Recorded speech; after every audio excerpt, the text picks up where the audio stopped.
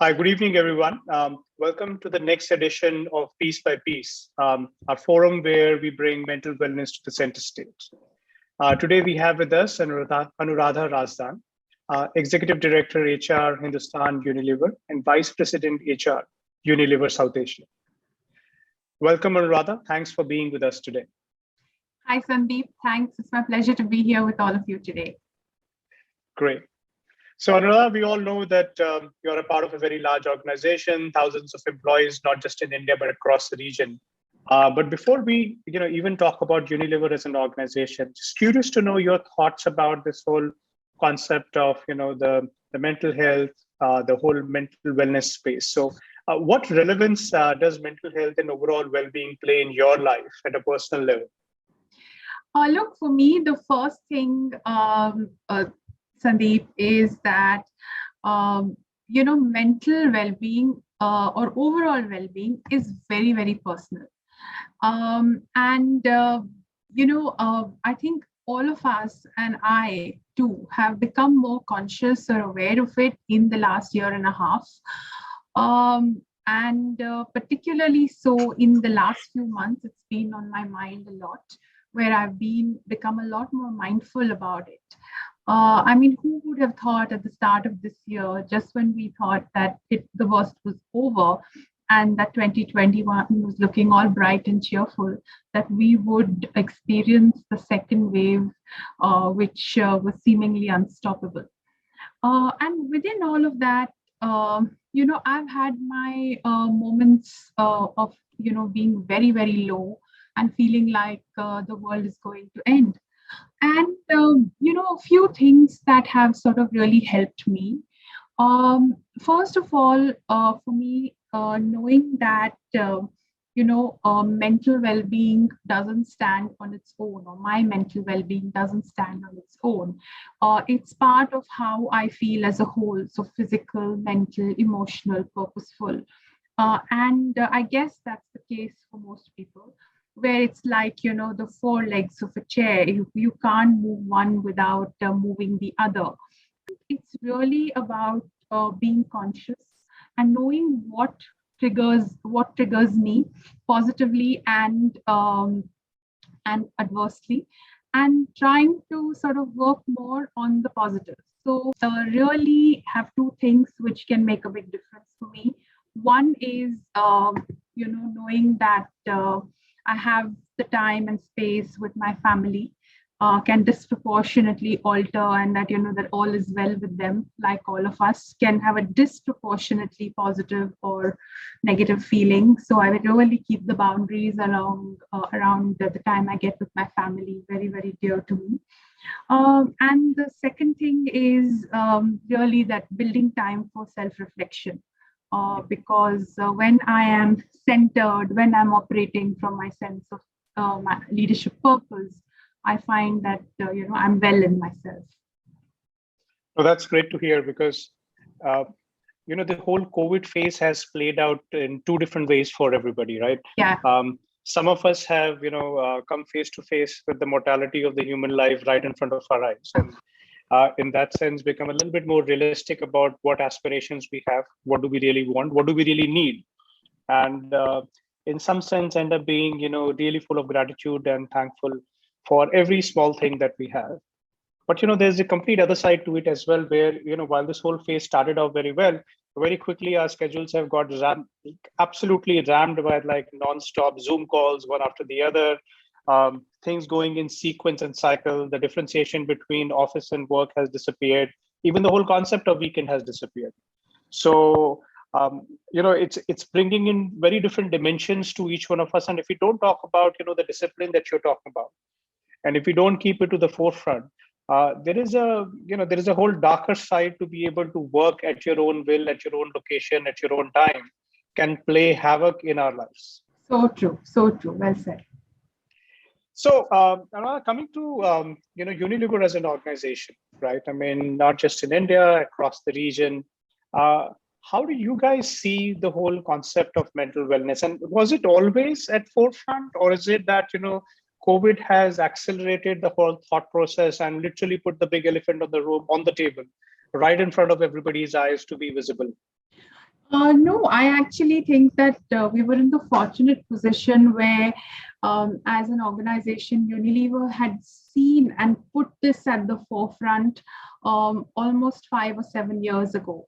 And I think what COVID has done is really made us realize that this is going to be one of the biggest drivers of employee engagement and the employer-employee contract going forward. It is now the need of the hour in many, many more geographies, across age groups, and across talent segments. So while it might have felt like, it was something that was good to have as an organization that wanted to stay ahead of the curve, it has now actually become a must have.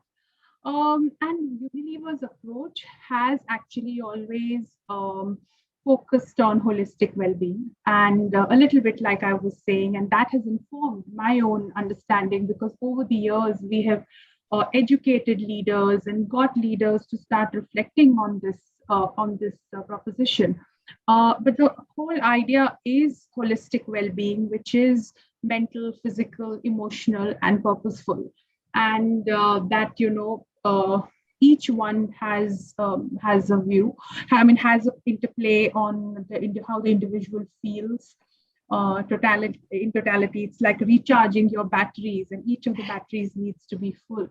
And over the years, Unilever has done a lot of work on each of the aspects. For example, we have a program called Thrive, which has been rolled out across multiple countries and hundreds of thousands of employees where you actually work with individuals thinking on what well-being means to them and what are the sort of changes they would like to bring, physical, mental, to be more effective. On the purposeful side, we are very, very committed that every individual who works with Unilever should live and discover and live their leadership purpose. And so across our organization, 150,000 employees, we want each one. And so we have taken, for example, in India, 90% of my employee workforce of about 22,000 people, including blue collar employees, have been through a Discover Your Purpose workshop. So we have been on this journey. I think what the pandemic has done, like I said, is brought this to the fore, made us realize even more that as a conscious organization, we need to almost build advocacy in an evangelist way for this, and not just do this ourselves, but work with other organizations and partners to make this a sustainable change for society and corporates at large. That's great to hear. I think as more and more organizations embrace this whole concept and openly go out and talk about it, I think it would make a huge difference in the lives of people. But tell me, there is, these days, I think most of us are becoming far more open in terms of, the whole concept of mental wellness. But, still there's a little bit of a stigma that still remains associated. People are still concerned that they may or may not be able to talk about these issues openly. There is a bit of a concern that, some of these issues may not be taken in the same light as any other physical health ailment. So is there something that you're doing or the organization is doing proactively to be able to kind of disassociate this whole stigma, which is kind of been around this whole issue? Absolutely. There is a lot we are doing. And if I were to talk about a couple of factors which actually make the biggest difference, one of them is the line leader or the boss, with whom an individual spends most of their time within the organization. And we are really working disproportionately with leaders, people leaders, as we call them, to make sure that mental health issues are destigmatized and allowed a proper dialogue in the organization. For example, like I said, the role of the line manager in the overall well-being is immense. And what we need to do is create a sense of psychological safety. And the leader of the team needs to be able to do that so people can speak to them and share their challenges.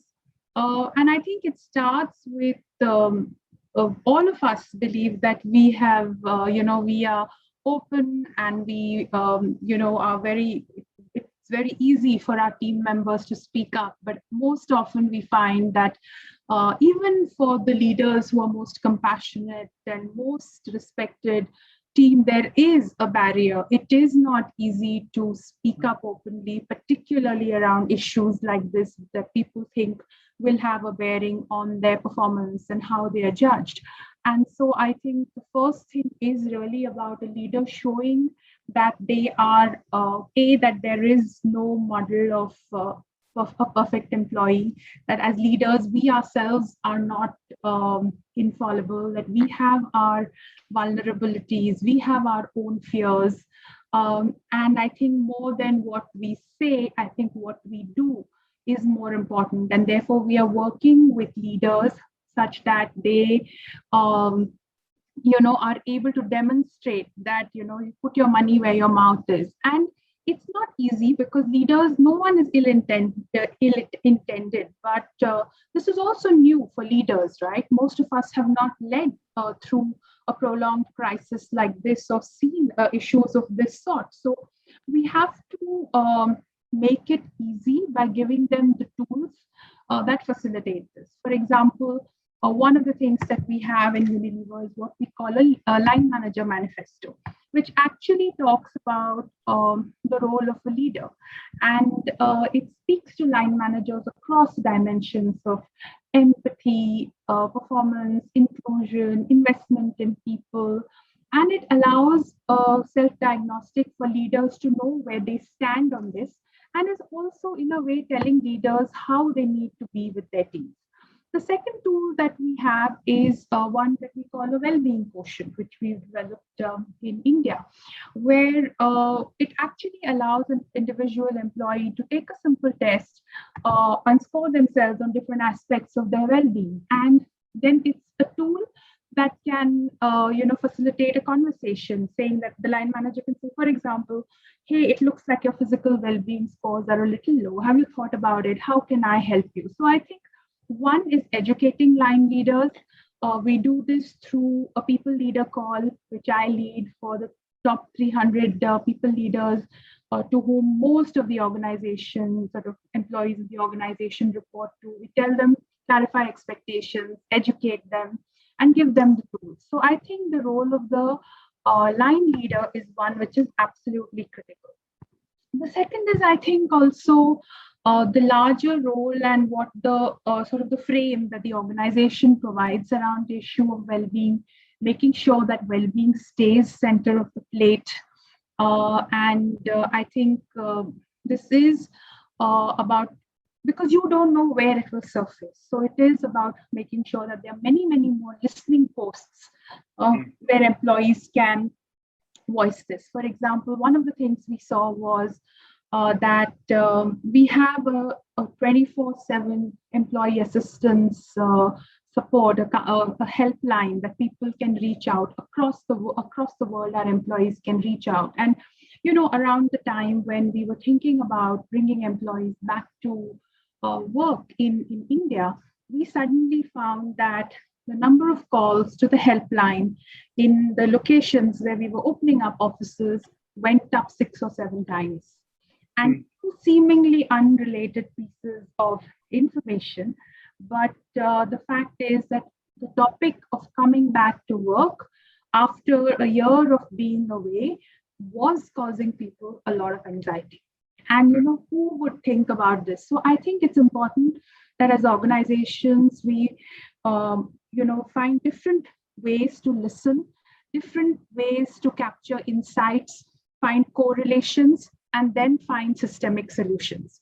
And the third is, of course, the infrastructure in terms of the tools that we give the organization, the 24/7 helpline that I spoke of. What we also have is a mental health champions program, where employees can volunteer to support their peers and be sort of non-judgmental listening posts. And often you don't need to go and call a helpline or a counseling. You don't need a professional counselor, but you need someone who will listen to you without judgment. And we have now about 550 mental health champions in the country. And these are employees who give of their own time, and we train them, with each of them being trained for about 10 to 15 hours. And we actually want to make this a movement, work with other corporates to make this a movement across the country. And you're seeing people engage with their peers and share openly? Absolutely. Well, that's a very interesting concept. I actually haven't heard a peer-to-peer interaction being driven in such a way. That's brilliant. Yes. And this is happening across some digital application? Is it just a regular phone call? How does this all work out? So what happens is that we have people who volunteer, and across Unilever, we have thousands of people globally who've identified themselves as mental health champions. We make them visible. So people can reach out to them. They know who are the mental health champions in their team, in their location. We make them visible. We give them sort of recognition. We cover them in our newsletters. And then we leave it to the individual to figure out who they want to speak to, because the whole idea is that, there's no judgment to it. And people speak to people who they feel are non-threatening. So sometimes, so it's sort of an inorganic movement. What we do is we have people who are equipped, trained. Sometimes they will ask HR partners, and HR partners will lead them to the right person. The other thing is that we have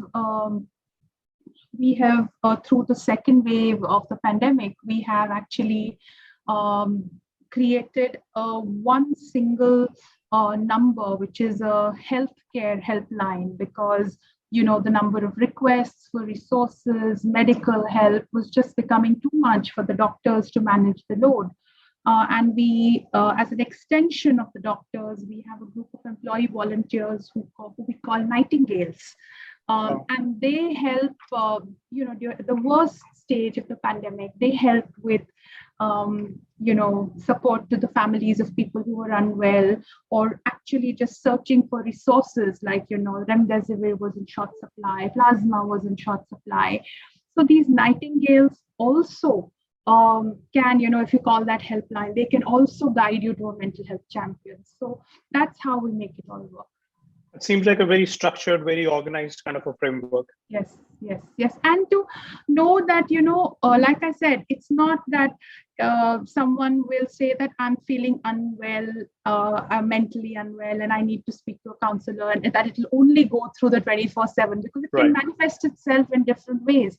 So you need to have different points in the organization that can absorb this and guide the individual to where they want to be. Got it. So Anuradha, you talked a lot about, the role of leaders and how the champions play this whole thing. But, one of the big challenges of this whole long episode of COVID has been that even the best of the leaders have got drained in the process, right? And, I go through some sessions that, by the end of the day, you just literally say that I'm tired of oozing positivity, right? Because there are so many challenges each person is going through. So how do you handle that part? I mean, is there something specific that you guys do for especially the leaders who are out there day in and day out, kind of talking to people? So again, Sandeep, we listen, and our whole mantra or approach has been to stay very close to people and to different employee segments. And the more connected you are, it's like, marketers work with consumers to know what brands should deliver. So for us, I think that connectedness to employees has been super critical always, but particularly through this time. And different segments need different support mechanisms. But then we realized that it was the leaders who were really taking on a disproportionate burden in supporting employees who've really been going through the very worst of times. And that we also need to help leaders understand how to lead and build resilience through this prolonged crisis. We of course got a lot of sort of speakers who come and talk to leaders about how to lead, build resilience and lead through a prolonged crisis. But then more recently, what we did was that we actually organized an intervention called leader check-in sessions, where we said that this was really an opportunity for our leaders to come together to talk about their experiences, what they were going through, to sort of, have a little bit of catharsis, but then also learn from the shared experiences of one another. So we call them leader check-in sessions. And we worked with some very, very skillful, facilitators who are sort of skilled at this. And what they do is we get small groups of 5 or 6 leaders who come together, who've shared experiences and insights on what it is like to lead in this very challenging environment. And what we do is really give them a safe space to express themselves. There is no one except them and the facilitator. There's no one from HR. There's nobody else. And 80% of the time, it's very light touch facilitation, but 80% of the time is really for participants to express, talk, share amongst themselves. And there is really a no agenda meeting. And what we find is that leaders want to talk. While they start by saying, this is about my team, in the first few minutes, you realize that the conversation very quickly goes to what it means for them, their personal anxiety, so on and so forth. And I think the other thing is just knowing that you are not alone in this, that there is a shared experience of what someone else may have tried that you can do. And just that knowing that you are not alone and the organization is giving you that space and acknowledging that it's not easy. And I think that's one of the things that we are doing amongst many others to support our leaders. That's amazing, Radha. I'm actually quite amazed at the breadth of the initiatives that you guys are taking. And I think the best part I like about it is it's all very light touch. Yes. It's not very heavy-handed where, somebody actually feels that, they're going through a fairly detailed exercise. And I think that's probably the best way to be able to involve a lot more people all across the organizations. Brilliant. Thank you so much, Anuradha. It was a pleasure having you with us this evening. I'm sure a lot of people would have picked up a few nuggets of wisdom here and there, and would love to have you back here again and talk to you a little bit more. But thanks again for being with us today. Thank you for having me. The pleasure is mine. Thanks, Sandeep.